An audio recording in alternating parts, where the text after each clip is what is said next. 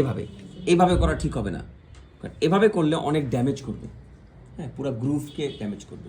যদি বাইসেপসের লং হেডে অনেক সময় টাইটনেস থাকে, সেক্ষেত্রে আমরা খুব কেয়ারফুলি, হ্যাঁ, মানে আশেপাশে আরও অনেক কাউকে ডিস্টার্ব না করে, বা এটা কিন্তু ডেল্টয়েড ওভারল্যাপ করছে, তো এটা ডেল্টয়েড হতে পারে, বাইসেপস হতে পারে, অনেক ক্ষেত্রে আমরা এইভাবে নিডলিং করি, কিন্তু খেয়াল থাকতে হবে যে আমরা কাউকে যেন ড্যামেজ করার চেষ্টা না করি, জাস্ট লোকাল স্পটটাকে হিট করি, শুধু ট্রিগার পয়েন্টটাকে হিট করি।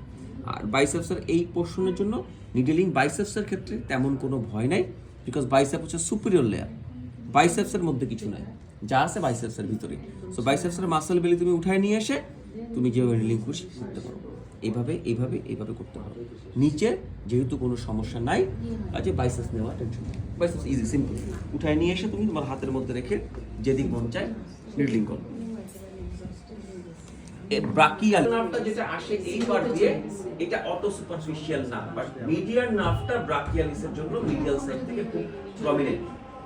ওভারঅল দেখো এই পোরশনটা একটু হাইলি নিউরোভাস্কুলার, এই জন্য ব্রাকিয়ালিসের ক্ষেত্রে নিডলিংটা ল্যাটারাল সাইড থেকে করতে হবে, ব্রাকিয়ালিসের নিডলিং মিডিয়াল সাইড থেকে করা যাবে না, ব্রাকিয়ালিসের নিডলিং করতে হবে ল্যাটারাল থেকে। সো ব্রাকিয়াল কই থাকে? বাইসেপসের নিচে। সো বাইসেপসের নিচে একটু রিল্যাক্স যদি আমরা করে নিই, বাইসেপসের নিচে যদি আমরা নিডলিং করি, বাইসেপসটা উঠায় নিয়ে আমরা ল্যাটারাল দিক থেকে ব্রাকিয়াল নিডলিং করব। সো ব্রাকিয়াল বাইসেপস, হ্যাঁ, বাইসেপসের নিচে এইভাবে মিডিয়ান দিক থেকে, ল্যাটারাল দিক থেকে, এবং এটা মিডল লাইনের বেশি ক্রস করব না, মিডিয়ান নার্ভ এখান থেকে এখানে আসতেছে, যত নিচে আসবে ক্লোজ হয়ে যাবে মিডিয়ান নার্ভ।